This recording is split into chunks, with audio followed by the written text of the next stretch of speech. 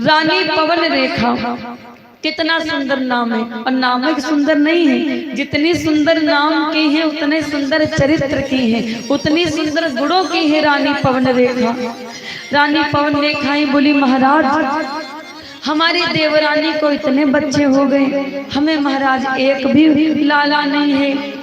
तो उग्रसेन जैसा पति हो, धैर्य बंधाया, काहे चिंता करती हो, हमारे भाग्य में जब पुत्र होने लिखे होंगे तब हमको भी मिल जाएंगे। एक सूत्र आप सब अगर याद कर लो तो हमें जीवन में फिर कभी कोई रुला नहीं सकता। आप लोग एक आदत होती, सब जानते हो कि वही है सोई जो राम रच राखा, कथा भी सब सुनेंगे, चौपाई भी पढ़ेंगे, और लेकिन कथा होने के बाद बातें वही करेंगे। अरे भाई वो तो ठीक है, होगा समय से बेटा, लेकिन भाई दुख तो लगता ही है। देख लो, ये भी जानती है कि समयानुसार मिलेगी, लेकिन पीछे से वो भी कह रही है। एक ही बात करो, अगर ये सूत्र जीवन में अपना लो कि जो भाग्य में है वो चलकर आएगा, जो भाग्य में नहीं है आकर के भी चला जाएगा, तो हम गारंटी देते हैं आपको बड़ा से बड़ा तूफान भी हिला नहीं सकता जीवन में। हम तनिक तनिक बात हम बताओ रो देते, तनिक तनिक बात में डर जाते हैं। काहे डरते हो? जिसके ऊपर नाथ हो जिसके ऊपर हाथ हो त्रिलोकी नाथ को, उसको बताओ डरना चाहिए। कितने सुंदर पति हैं, बोले काहे चिंता करते हो, जो हमारे भाग्य में होगा तो हमें मिल जाएगा। ये एक उदाहरण सुनिए, बहुत बढ़िया। एक बार एक राजा के दरबार में एक पंडित जी रोज जाया करते थे।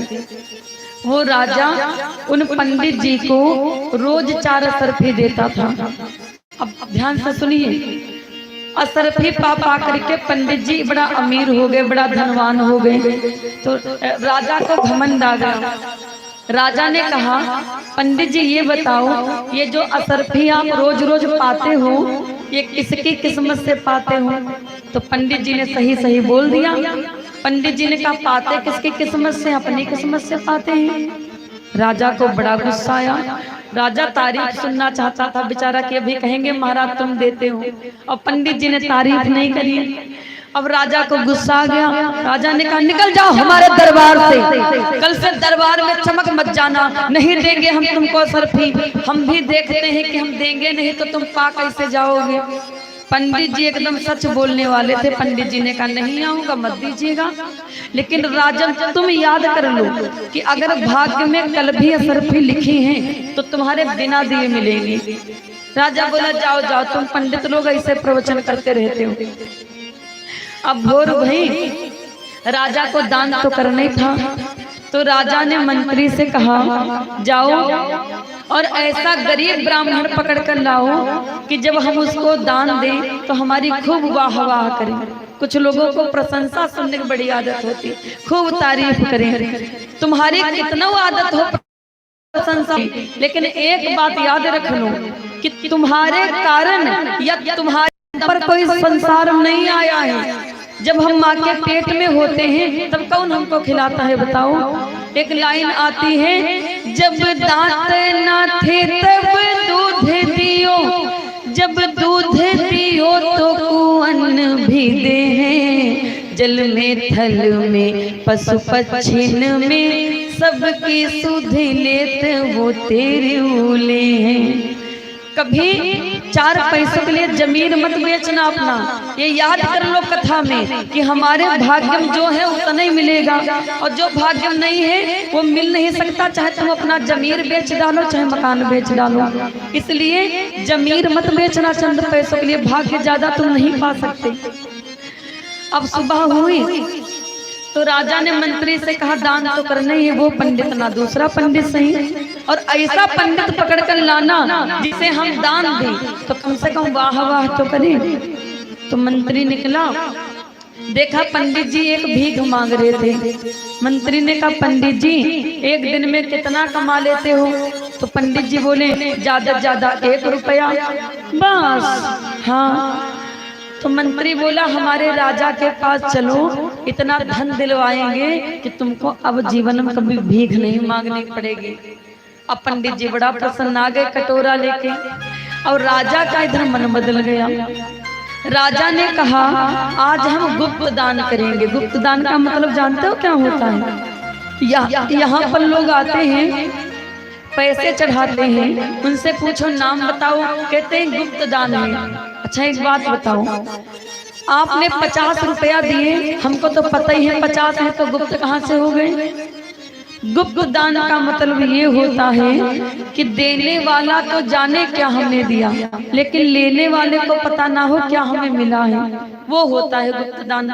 जब पैसा चढ़ाया करो तो नाम बता दिया करो, और जब पूछा जाए कितने पैसा कह दो गुप्त दान है, तब होगा गुप्त दान कि इनकी ओर से भगवान के चरणों में गुप्त दान हुआ है। दान तो तुम बता ही देते हो 1100 रुपया, तो गुप्त कहाँ से हुआ? राजा ने कहा हम गुप्त दान करेंगे। कैसे किया गुप्त दान? एक कद्दू मंगवाया, कद्दू को थोड़ा सा फोड़ा, कद्दू में 4 सरफियां रख दी, कद्दू बंद, पंडित जी को दे दिया।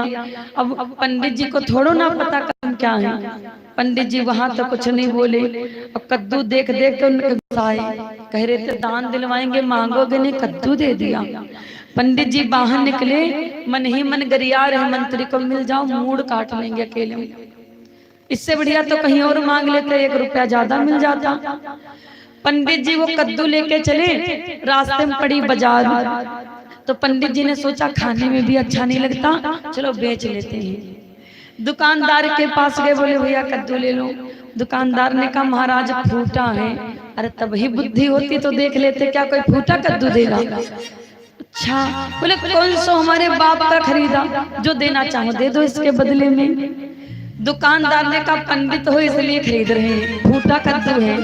3 आना में वो कद्दू पंडित जी से खरीद लिया। अब वो पंडित जी चले गए, उसी दुकानदार के पास वो पंडित जी आए जिनसे राजा ने कहा था दरबार में मत आना, वो सब्जी खरीदने आए। बोले भैया कद्दू दो आधा। तो दुकानदार बोला महाराज कसम से तुम पंडित हो, ठगेंगे नहीं, 3 आने का लिया था, 3 आना तुम दे दो, कद्दू पूरा ले लो। उन पंडित जी ने पूरा कद्दू खरीद लिया, और जिनको मिला था वो फिर भीख मांग रहे।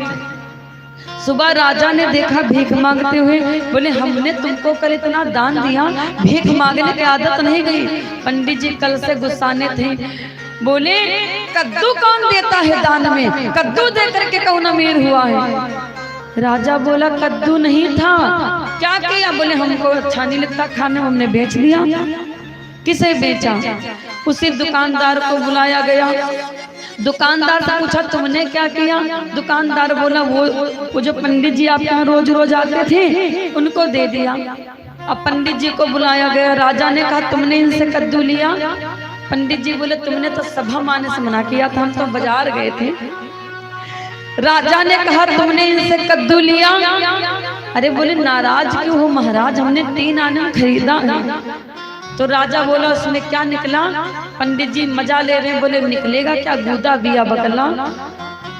अब राजा का गुस्सा चरम सीमा पर, बोला उसके अलावा क्या निकला?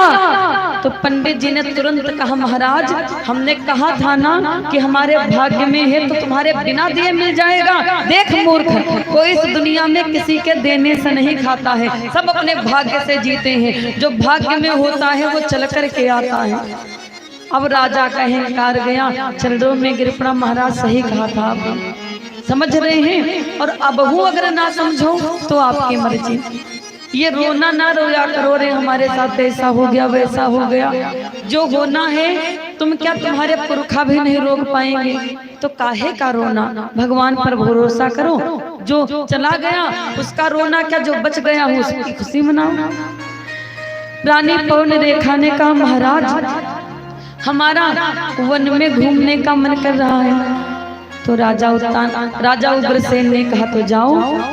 आ गई रानी पवन रेखा बगिया में घूमने के लिए, और जैसे आई आपा खो बैठी, धैर्य खो बैठी। क्या देखा? कोयलियां मीठे मीठे गीत गा रही हैं, कबूतर गुटुरगु गुटुरगु।